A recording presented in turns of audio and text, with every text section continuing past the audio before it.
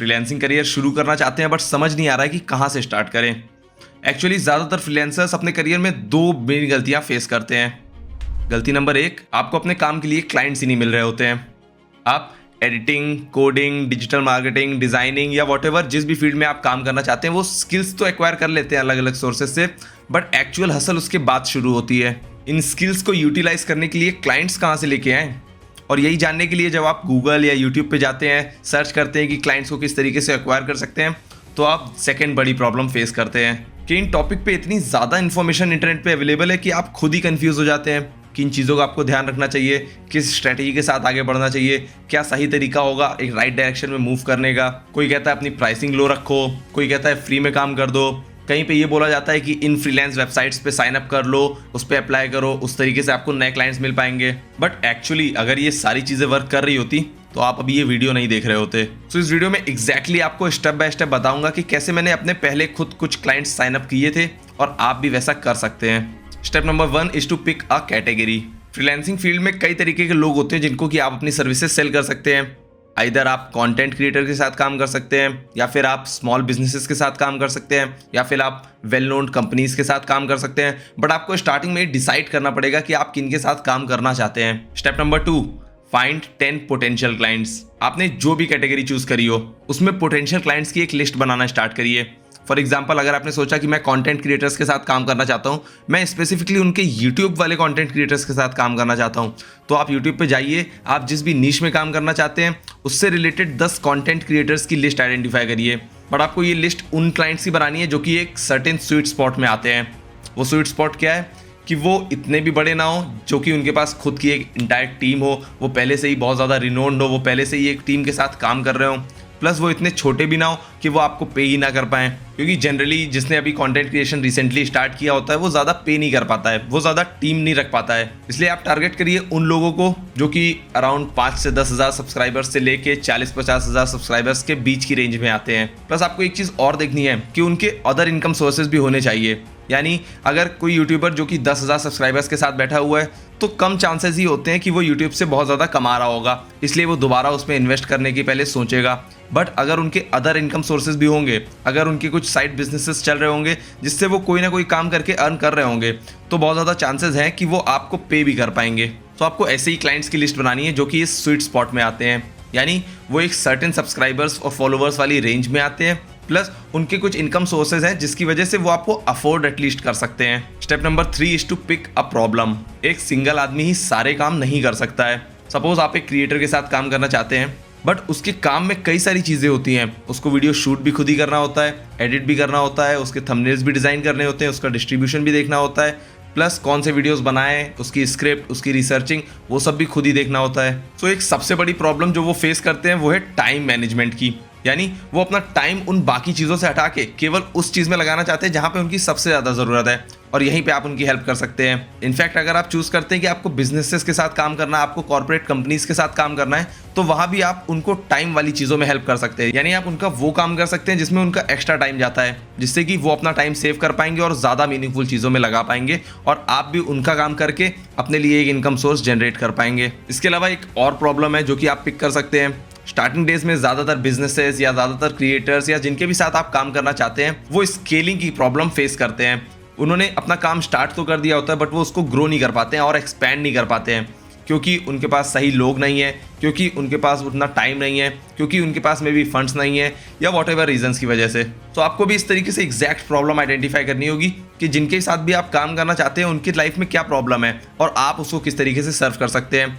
But आपको एक problem identify करना बहुत ज़रूरी है। एंड उसके बाद आता है step number 4, give a solution.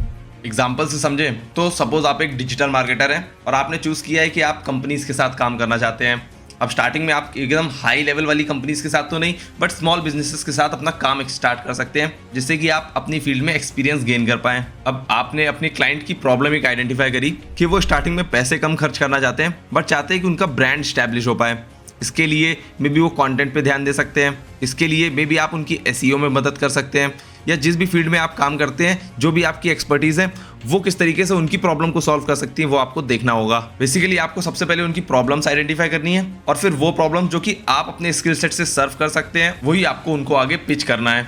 But उसके लिए आपको स्टेप नंबर 5 भी ध्यान देना पड़ेगा। Make a good portfolio sample. Same example को आगे भी कंटिन्यू करते हैं। आप डिजिटल मार्केटर हैं, आप बिजनेसेस के साथ काम करना चाहते हैं, आपने प्रॉब्लम आइडेंटिफाई करी कि वो कंपनीज जिनके साथ आप काम करना चाहते हैं वो ठीक तरीके से एसईओ पे ध्यान नहीं दे रही हैं, बट उनका टारगेट है कि वो अपने ब्रांड को एस्टैब्लिश कर पाएँ, तो आप उनकी एसईओ में और भी ज़्यादा मदद कर सकते हैं। अब इसके लिए आपको अपना पोर्टफोलियो उसी हिसाब से बनाना पड़ेगा, यानी आप जो भी कंपनीज को टारगेट कर रहे हैं, जो भी वो पोटेंशियल क्लाइंट्स की आपने लिस्ट निकाली है, उन सब क्लाइंट्स की फील्ड से रिलेटेड कुछ आर्टिकल्स जो कि एसईओ ऑप्टिमाइज्ड हो, वो आर्टिकल्स आप अपनी वेबसाइट पे डालिए। अब क्योंकि आपने उन आर्टिकल्स पे काम किया है, आपने उनका एसईओ इंप्रूव किया है, तो वो यूजुअल से तो बेटर परफॉर्म ही करेंगे एंड आप उसको एज अ पोर्टफोलियो यूज़ कर सकते हैं, ताकि जब आप उन क्लाइंट्स के लिए अप्लाई करेंगे तो आपके पास उनकी फील्ड से रिलेटेड ही कुछ पोर्टफोलियो में सैंपल्स होंगे। उन्हें एग्जैक्टली पता लग पाएगा कि आपने उसी फील्ड से रिलेटेड काम भी किया हुआ है, जो कि आपके हायर होने के चांसेस को भी काफ़ी बढ़ा देगा। Then the 6th step is to pitch a no brainer pricing. आपको स्टार्टिंग में अपने प्राइसेस को इस तरीके से रखना है जो कि क्लाइंट को 2 बार सोचने पे मजबूर ना करे, उसे इंस्टेंटली पता हो कि उसका ज़्यादा रिस्क इन्वॉल्व नहीं है और वो आपको एक ट्राई करने के लिए मौका दे सकता है। एक्चुअली बहुत सारे लोग इस तरीके से सोचते हैं कि मैं कम क्यों चार्ज करूं, मैं फ्री में क्यों काम करूं, बट आपको ये भी समझना होगा कि आप इनिशियल जो आपके क्लाइंट्स होंगे, जो आपका पहला क्लाइंट होगा एटलीस्ट, वही आपकी लॉन्ग टर्म की सैलरी डिसाइड नहीं करेगा, बट वो आपको एक एंट्री दिला सकता है फ्रीलांसिंग के करियर में। वो आपका पहला क्लाइंट बन सकता है, जिसकी वजह से आप अगेन जब दूसरा क्लाइंट एक्वायर करेंगे तो उस पर ज़्यादा चार्ज कर पाएंगे और इस तरीके से इस गेम को खेल पाएंगे। सो स्टार्टिंग में कम चार्ज करके आप एटलीस्ट इस फील्ड में एंट्री ले सकते हैं, अपना एक्सपीरियंस गेन कर सकते हैं, अपनी स्किल्स को और ज़्यादा इंप्रूव कर सकते हैं, मैच्योर कर सकते हैं, जिससे कि अल्टीमेटली लॉन्ग टर्म में आपका ही फायदा होगा। और जैसे जैसे फील्ड में आपका एक्सपीरियंस बढ़ता जाएगा, आप और भी नए नए क्लाइंट्स के साथ काम करेंगे, तब आप अल्टीमेटली अपने प्राइसेस को भी बढ़ा सकते हैं। बट इसके बाद आता है स्टेप नंबर 7, जो कि सबसे ज़्यादा ज़रूरी है। Try again and again and again. ये एक्चुअली सबसे डिफिकल्ट स्टेप होता है और ज़्यादातर लोग इसी स्टेप पे आके गिव अप कर देते हैं। वो जो आपने 10 क्लाइंट्स की लिस्ट बनाई थी, उनको उनके फील्ड से रिलेटेड जो आपने पोर्टफोलियो बनाया है वो शेयर करिए, उनको एक नो ब्रेनर प्राइसिंग शेयर करिए। बट उन 10 में से अगर किसी का रिप्लाई नहीं भी आता है तो आपको स्टक होकर बैठ जाने की ज़रूरत नहीं है, बल्कि आपको दोबारा ट्राई करना होगा। अगेन 10 लोगों की लिस्ट बनाइए, देखिए कि पिछली बार वो रिप्लाई ना आने की क्या कोई वजह आपको दिख रही है। अगर आप प्राइसिंग में कुछ इंप्रूवमेंट कर सकते हैं तो वो करिए, अगर आप मे बी पोर्टफोलियो में कुछ इंप्रूवमेंट कर सकते हैं तो वो करिए। और इस तरीके से आपको स्टार्टिंग में वॉल्यूम गेम खेलना होगा। तो स्टार्ट में वो आपने जो 10 क्लाइंट्स की लिस्ट बनाई थी, आई होप कि आपको उसमें से ही कोई क्लाइंट क्लोज होता मिल जाए, बट अगर नहीं भी होता है तो आप दोबारा लिस्ट बनाइए, दोबारा सेम प्रोसेस फॉलो करिए। उसमें से भी नहीं होता है तो आप दोबारा से लिस्ट बनाइए और सेम प्रोसेस फॉलो करिए।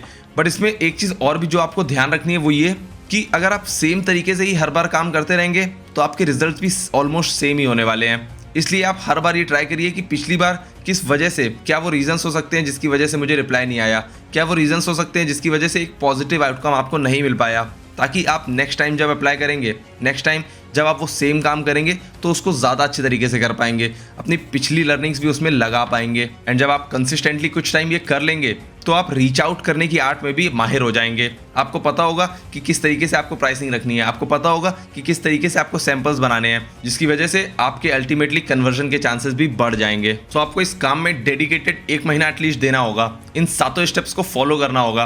But I can assure you कि जब आप इन 7 स्टेप्स को फॉलो करेंगे, इस स्ट्रैटेजी के साथ आगे बढ़ेंगे, डेडिकेटेडली 1 महीना 2 महीना इसमें देंगे, तो आप ज़रूर अपने क्लाइंट्स को लैंड करा पाएंगे। मैंने भी इसी तरीके से ऑलमोस्ट स्टार्ट किया था और आई फील कि अगर इन पॉइंटर्स ने मेरी मदद करी है तो वो आपकी भी कर सकते हैं। So take the action from today itself. और अगर आप फ्रीलांस से रिलेटेड और भी इंसाइटफुल कंटेंट देखना चाहते हैं तो इस चैनल को सब्सक्राइब करना ज़रूर कंसिडर कर सकते हैं। I take your leave. Thank you.